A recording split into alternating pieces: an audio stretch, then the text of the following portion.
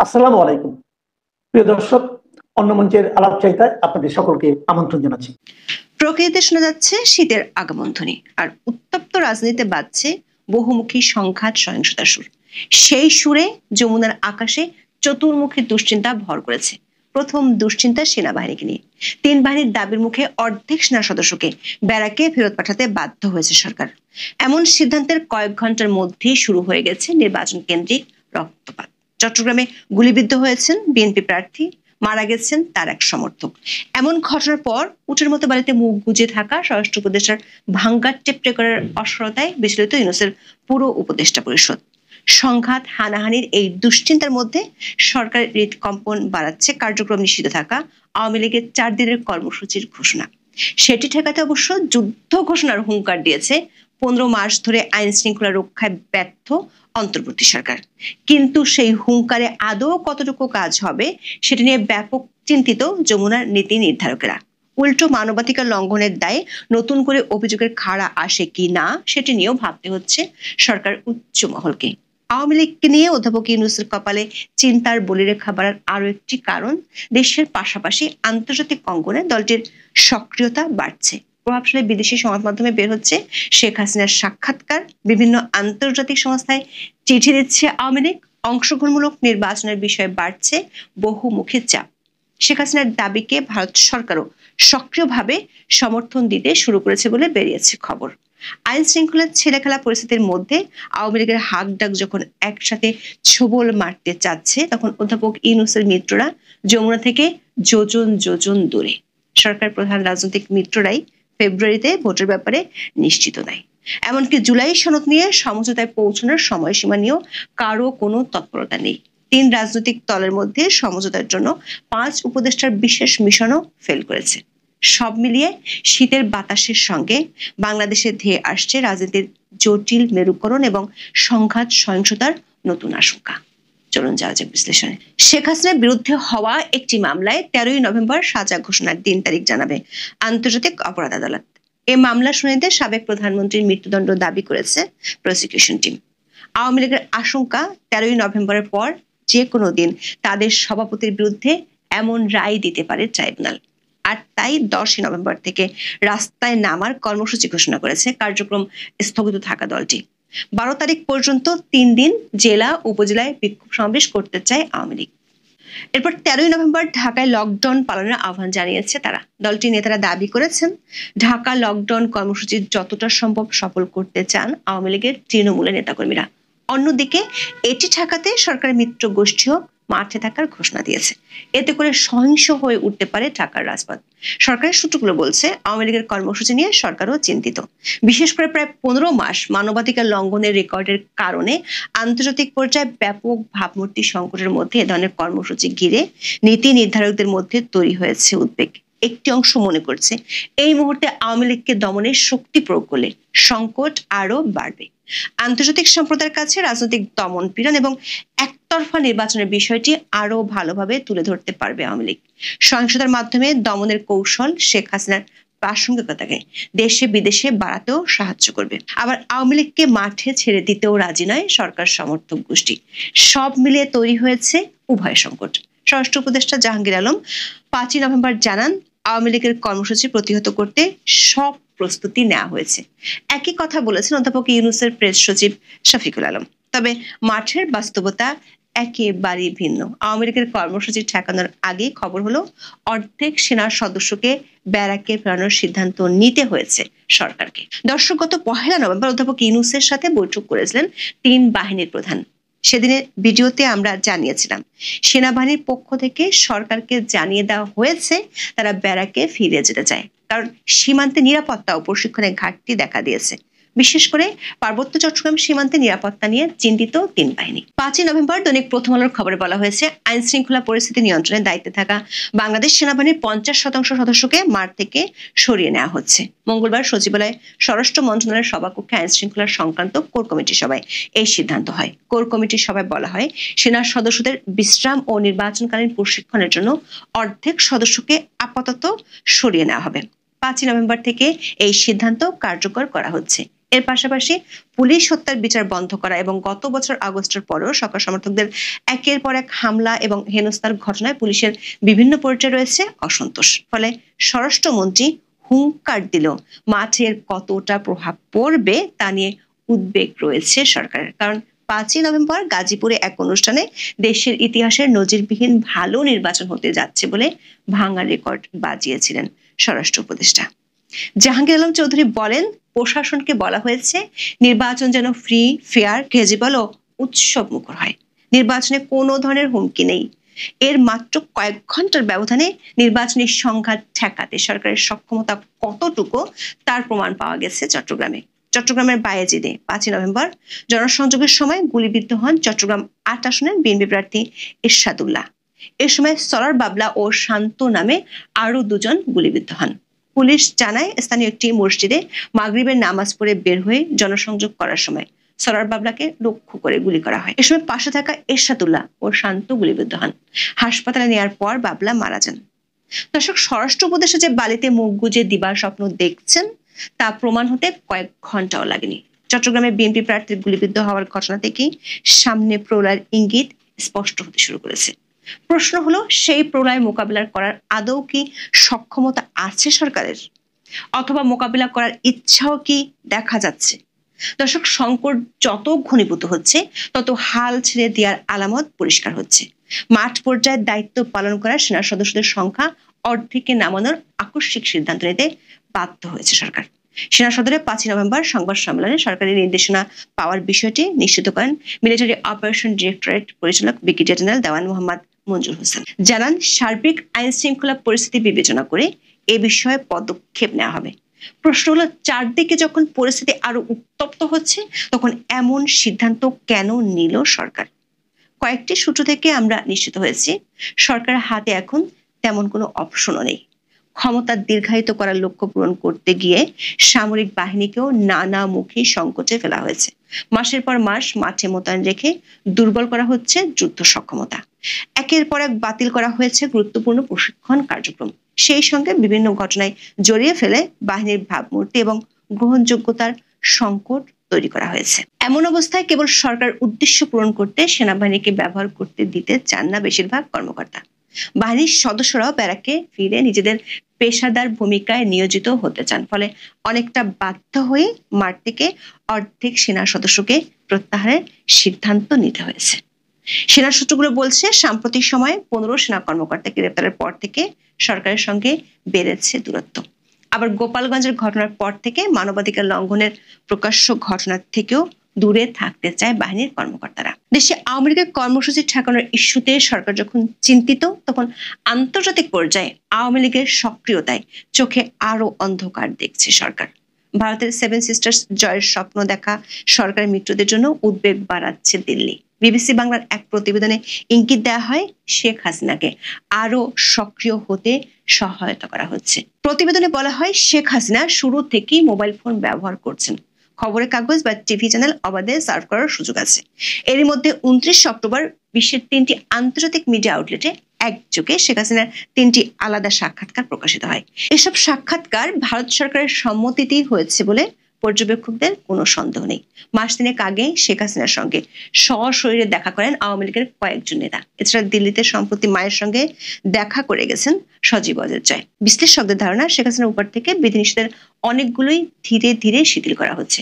বিষয়টিকে তারা বলছেন আনলকিং। দিল্লির অন্যতম একটি থিঙ্ক ট্যাঙ্কের সিনিয়র ফেলো শ্রুতি পট্টনায়কের ধারণা, আওয়ামী লীগকে বাংলাদেশের রাজনৈতিক ল্যান্ডস্কেপে প্রাসঙ্গিক রাখতে চায় ভারত। আওয়ামী লীগের মতো বড় একটি রাজনৈতিক শক্তির সঙ্গে ভারতের ঐতিহাসিক সুসম্পর্ক রয়েছে। সে কারণে তারা দলটিকে বাইরে রেখে নির্বাচনের পরিকল্পনা পছন্দ করছে না। ঢাকায় ভারতের সাবেক হাই কমিশনার রিভা গাঙ্গুলি দাসও মনে করেন, শেখ হাসিনার বক্তব্যের মাধ্যমে আওয়ামী লীগ নেতাকর্মীদের মনোবল চাঙ্গা করা হচ্ছে।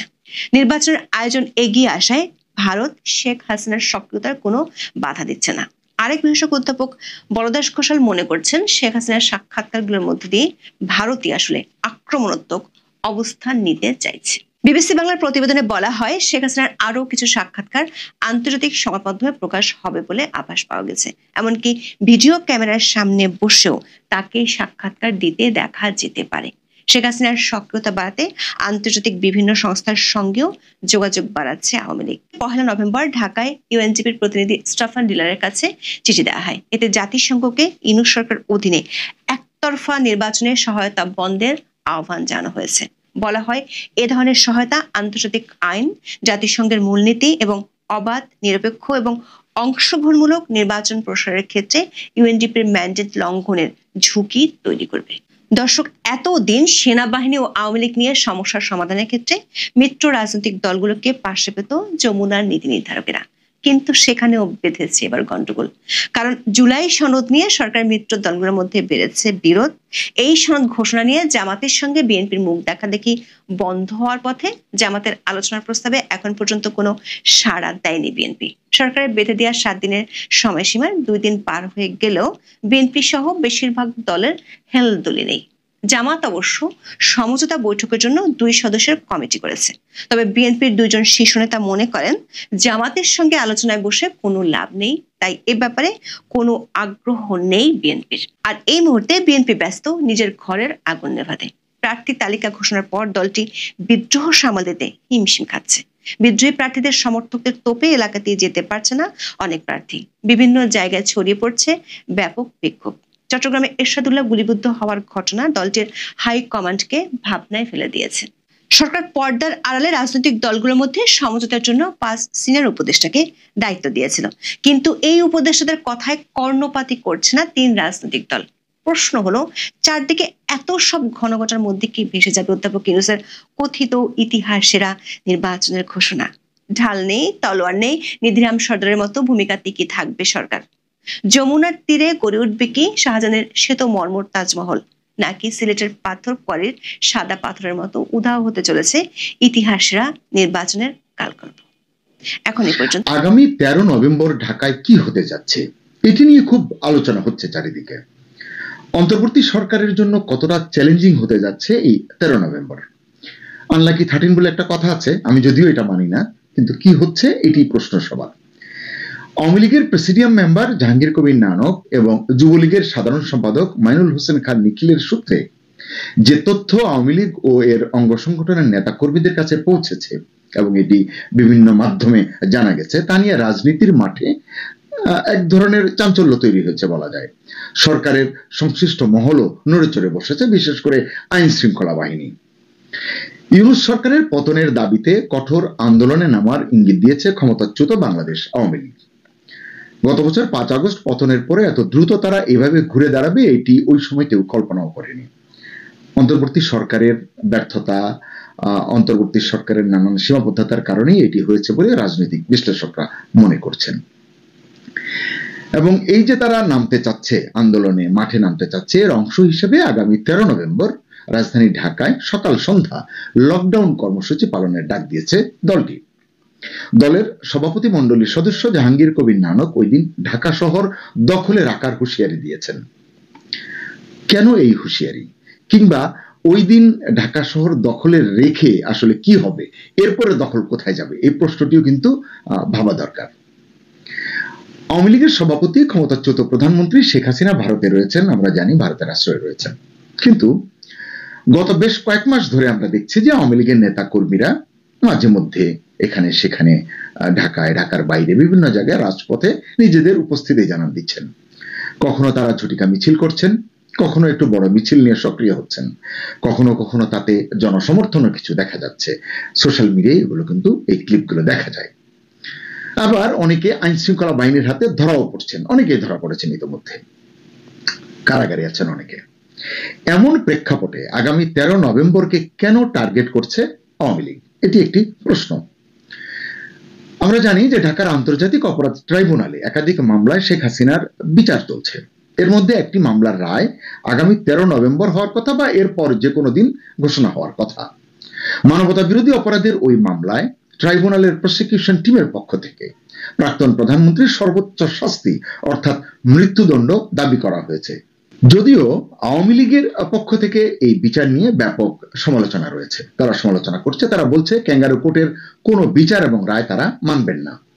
তারপরে যদি ঢাকার আন্তর্জাতিক অপরাধ ট্রাইব্যুনালে বিচারপতিরা শেখ হাসিনার সর্বোচ্চ শাস্তি অর্থাৎ ফাঁসির আদেশ দেন, তখন কি হবে? এটাই বাংলাদেশ এমনকি ভারতের রাজনৈতিক বিশ্লেষকদেরও মূল আলোচনার বিষয় এখন। আমি এরকম দু একটি পোর্টালে নিউজে দেখেছি। সম্ভবত এ কারণেই গত বছরের 5 আগস্ট ক্ষমতা হারানোর পর প্রথমবারের মতো বড় ধরনের কর্মসূচি ঘোষণা দিয়েছেন আওয়ামী লীগের প্রেসিডিয়াম মেম্বার জাহাঙ্গীর কবির নানক। 13 তারিখকে সামনে রেখে তিনি বলেছেন নেতাকর্মীদের উদ্দেশ্যে যে আপনারা ঐক্যবদ্ধ হন। ঢাকায় আমরা 13 তারিখে লকডাউন দিয়েছি, সকাল সন্ধ্যা লকডাউন। নানক বলেছেন শুধু 13 তারিখে নয়, আগামী 10 নভেম্বর থেকেই রাজধানী ঢাকা যেন আমাদের দখলে থাকে, জয় বাংলার দখলে থাকে, কোট আনকোট। অর্থাৎ 10 নভেম্বর থেকে টানা 13 তারিখ পর্যন্ত লকডাউন, এটি বোঝা যাচ্ছে। একইভাবে প্রধান উপদেষ্টা ইউনূসকে খুনি ও ফ্যাসিস্ট কোট আনকোট আখ্যা দিয়ে অন্তর্বর্তী সরকারের পতনের ডাক দিয়েছেন আওয়ামী লীগের সাধারণ সম্পাদক ও সাবেক সংসদ সদস্য মাইনুল হোসেন খান নিখিল। গত মঙ্গলবার এক বিবৃতিতে তিনি এই আহ্বান জানিয়েছেন এবং তিনিও আগামী 13 নভেম্বর ঢাকায় সর্বাত্মক লকডাউন কর্মসূচি ঘোষণা করেছেন। এই কর্মসূচির এই দুই নেতার ঐক্য দেখেই বোঝা যাচ্ছে যে দলের হাইকমান্ডের সম্মতিও আছে এই কর্মসূচিতে। 3টি আন্তর্জাতিক গণমাধ্যমে শেখ হাসিনার সাম্প্রতিক সাক্ষাৎকারগুলো যদি আপনারা পড়েন, সেগুলো যদি বিশ্লেষণ করেন, তাহলে বুঝতে পারবেন আওয়ামী লীগের দলীয় এই সিদ্ধান্তের বিষয়টি স্পষ্ট হবে। এই যে দুই নেতা যেটি ঘোষণা করেছেন, বোঝা যাবে যে এটি দলেরও ঐক্যমত্য আছে, মানে হাইকমান্ডের সিদ্ধান্ত বা সম্মতি আছে। বোঝা যাচ্ছে অন্তর্বর্তী সরকারের বিরুদ্ধে নিজেদের শক্তি প্রদর্শনের লক্ষ্যেই এই কর্মসূচি দিতে যাচ্ছে বাংলাদেশ আওয়ামী লীগ। রাজনৈতিক বিশ্লেষকরা বলছেন এই ঘোষণার মধ্য দিয়ে দলটি অন্তর্বর্তী সরকারকে চ্যালেঞ্জ জানাচ্ছে এবং বলা যায় সরকারের বিরুদ্ধে সরাসরি সংঘাতে যাওয়ার বার্তা দিচ্ছে। এই কর্মসূচিকে কেন্দ্র করে রাজধানী সহ দেশব্যাপী নতুন করে রাজনৈতিক উত্তেজনা ছড়িয়ে পড়ার আশঙ্কা করা হচ্ছে। তবে এই কর্মসূচি সফল করতে আওয়ামী লীগ এবং তার সহযোগী সংগঠনগুলো কতটা সফল হবে এবং পক্ষান্তরে ইউনূস সরকার কিভাবে তা মোকাবিলা করবে, এর উপরেই আগামী দিনের রাজনৈতিক পরিস্থিতি নির্ভর করছে। আওয়ামী লীগ যে শুধু রাজপথের কর্মসূচিতেই সীমাবদ্ধ নেই, এটা বোঝা যাবে তাদের অন্যান্য কর্মকাণ্ড দেখলে এবং পদক্ষেপগুলো বিশ্লেষণ করলে। সেটা কিরকম খেয়াল করুন। আওয়ামী লীগ সরকারের সাবেক পররাষ্ট্রমন্ত্রী একে আব্দুল মোমেন বেশ কিছুদিন নীরব ছিলেন, হঠাৎ করে তাকে বেশ সরব মনে হচ্ছে, সক্রিয় হয়েছেন। তিনি পশ্চিমা নীতি নির্ধারকদের দৃষ্টি আকর্ষণে কাজ করছেন। আওয়ামী লীগকে বাদ দিয়ে অন্তর্বর্তী সরকারের যে নির্বাচন আয়োজনের প্রচেষ্টা, এটিকে ষড়যন্ত্র হিসেবে উদ্ধৃত করে জনাব মোমেন এক বিবৃতিতে পশ্চিমা বিশ্ব, বিশেষ করে যুক্তরাষ্ট্রকে বাংলাদেশের রাজনৈতিক সংকট সমাধানে জরুরি হস্তক্ষেপের আহ্বান জানিয়েছেন। এটি কতটা যৌক্তিক আমি জানি না। মোমেন পশ্চিমা দেশগুলোর দ্বৈত নীতির দিকে আঙুল তুলেছেন, তুলে প্রশ্ন করেছেন যুক্তরাষ্ট্র বা যুক্তরাজ্য কি নিজ দেশে প্রধান কোন রাজনৈতিক দলকে নিষিদ্ধ করার কথা ভাবতে পারে? যদি ট্রাম্প ডেমোক্রেটিক পার্টিকে বা স্টারমার কনজারভেটিভ পার্টিকে নিষিদ্ধ করতেন, সেখানকার জনগণ কি তা মেনে নিত? কখনোই মানত না, এবং তারা আসলে এটি করতেও না আমার ধারণা।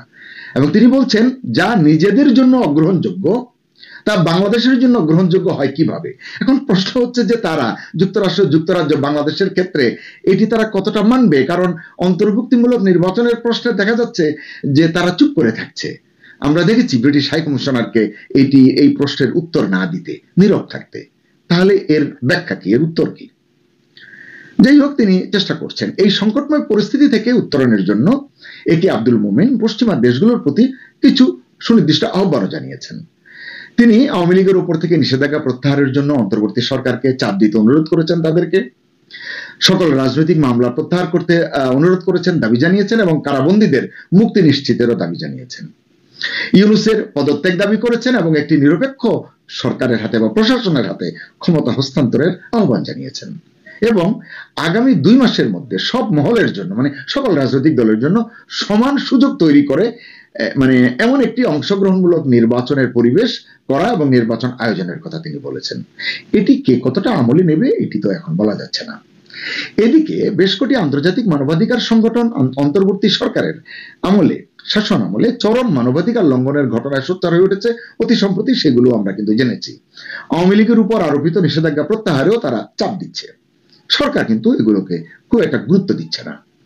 3টি গুরুত্বপূর্ণ পশ্চিমা মিডিয়ায় শেখ হাসিনার সাম্প্রতিক সাক্ষাৎকার প্রচারের পর ইউনূস সরকারের চেহারা কিছুটা বিশ্বব্যাপী উন্মোচিত হয়েছে বলে বা হচ্ছে বলে রাজনৈতিক বিশ্লেষকরা ব্যাখ্যা করছেন, মূল্যায়ন করছেন। এতে তারা বলছেন যে একদিকে ইউনূস সরকার দিশেহারা হয়ে পড়ছে, অন্যদিকে আওয়ামী লীগ আন্তর্জাতিক কূটনীতি এবং আইনি উদ্যোগের পাশাপাশি রাজপথেও শক্তি প্রদর্শনে মনোযোগী হয়েছে। এই যে 10 থেকে 13 তারিখের যে কর্মসূচি, এইভাবে চারিদিক থেকে তারা অক্টোপাসের মতো ঘিরে ধরতে চাইছে, এটি বোঝা যাচ্ছে। এই বহুমুখী তৎপরতায় আওয়ামী লীগের জন্য সোনায় সোহাগা হয়েছে ভারত আমেরিকার 10 বছর মেয়াদী কাঠামোগত সামরিক চুক্তিটি। সম্প্রতি এই চুক্তি সম্পন্ন হয়েছে আমরা জানি, এবং এটি সম্পন্ন হওয়ায় এই অঞ্চলের রাজনীতির হিসাবও দ্রুত বদলে যাবে বলে বিশ্লেষকরা মনে করছেন। বিশেষ করে দক্ষিণ এশিয়ায় ট্রাম্প প্রশাসনের নয়া কূটনৈতিক ও রাজনৈতিক কৌশলের যে সূচনা হবে বা হতে যাচ্ছে, সেটা ক্যাশ করতে চাইছে বাংলাদেশ আওয়ামী লীগ। এর পাশাপাশি দক্ষিণ ও মধ্য এশিয়া বিষয়ক অ্যাসিস্ট্যান্ট স্টেট সেক্রেটারি হিসেবে পল কাপুরের নিযুক্তিও এই সময়ের রাজনীতির ধারাপাত কিছুটা বদলে দিতে পারে বলে মনে করছেন রাজনীতির বিশ্লেষকরা। নভেম্বরের শেষ সপ্তাহে কিংবা ডিসেম্বরের দ্বিতীয় সপ্তাহে ভারত হয়ে ঢাকায় আসবার কথা রয়েছে পল কাপুরের। তিনি পাকিস্তানি সন্ত্রাসবাদ এবং ইসলামিক জঙ্গিবাদ বিশেষজ্ঞ পল কাপুর হিসেবে পরিচিত। আপনারা সহজেই বুঝবেন, পল কাপুর বহুল আলোচিত ডোনাল্ড লুর স্থলাভিষিক্ত হয়েছেন। সবকিছু মিলিয়ে বাংলাদেশের এই সময়ের রাজনীতির খেলাটা পুরো ঘুরে যেতে পারে বলে মনে করছেন বিশ্লেষকরা। দলীয় সভাপতির বিরুদ্ধে সম্ভাব্য রায়ের প্রতি অনাস্থা, মানে আইসিডি থেকে যে রায় দিতে যাচ্ছে তার প্রতি অনাস্থা এবং ক্ষোভ জানাতে আওয়ামী লীগ ও যুবলীগের নেতাকর্মীরা ঢাকার রাস্তায় নামতে চাচ্ছেন। প্রশ্ন হচ্ছে, ইউনূস সরকারের দমন নীতি, গ্রেফতার নীতি এবং কঠোর শাস্তির ছায়ায় 13 নভেম্বর কি ঢাকায় লকডাউন সফল করতে পারবে আওয়ামী লীগ? সত্যিই কি 10 থেকে 13 নভেম্বর ঢাকা শহর দখলে রাখতে পারবে তারা, নাকি অন্তর্বর্তী সরকারের শক্তির কাছে, কৌশলের কাছে পরাজয় মানবে তারা? মনে হচ্ছে 13 নভেম্বর শুধু একটি কর্মসূচি নয়, এটি বাংলাদেশের রাজনৈতিক ভবিষ্যতের লড়াই হতে চলেছে। আওয়ামী লীগের শক্তি এবং অন্তর্বর্তী সরকারের যে মোকাবেলার শক্তির যে টানাপোড়েনের মধ্যে আন্তর্জাতিক কূটনীতির চাপ, পশ্চিমা বিশ্বের দৃষ্টি এবং দেশের রাজনৈতিক উত্তেজনা সবকিছু মিলিয়ে 10 থেকে 13 তারিখ কি হতে যাচ্ছে ঢাকায়, এটি এখনই বলা যাচ্ছে না। তবে আসুন আমরা সবাই চোখ রাখি 10 থেকে 13 তারিখ কোন রাজনৈতিক টার্নিং পয়েন্ট হয় কিনা সেদিকে।